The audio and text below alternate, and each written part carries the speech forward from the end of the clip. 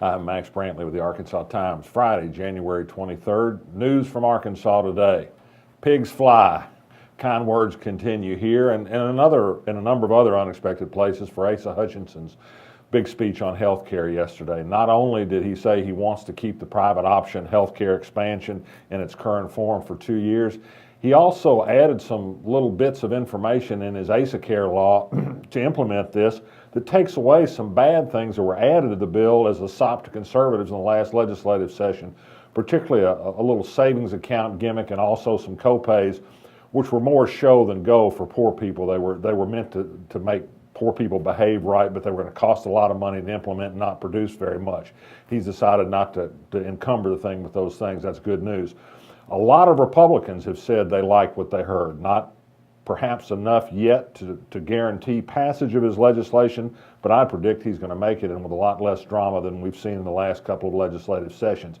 I do think it's fair to call out blatant hypocrisy on a number of Republicans who hated this program, who hated Obamacare, who hated everything about the private option, but when they hear the same words out of the mouth of Asa Hutchinson, suddenly it sounds okay. We have a little piece of news, kind of interesting, on the same-sex marriage case. Attorney General Leslie Rutledge announced today that she has asked the Arkansas Supreme Court for a second round of oral arguments on the case. That case was heard November 19th. There has not yet been a decision coming. She notes there have been some changes in personnel on the Supreme Court since then.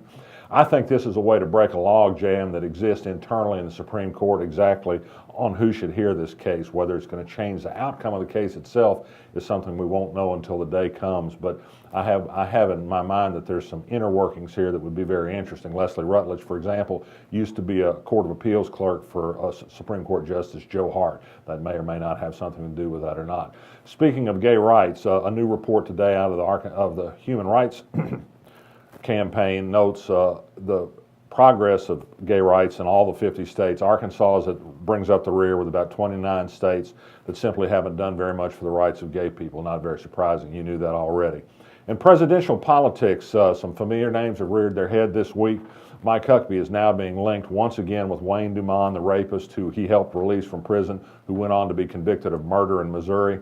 This also inevitably brings up Maurice Clemens, who killed policemen in Washington after getting help from Mike Huckabee in his release.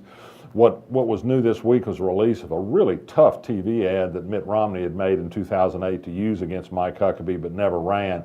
It was the mother of the Missouri murder victim, and it is strong stuff. We can expect to see more of that. The Little Rock School District is making a strong case for preserving its autonomy in advance of a hearing next week on whether the state should take it over.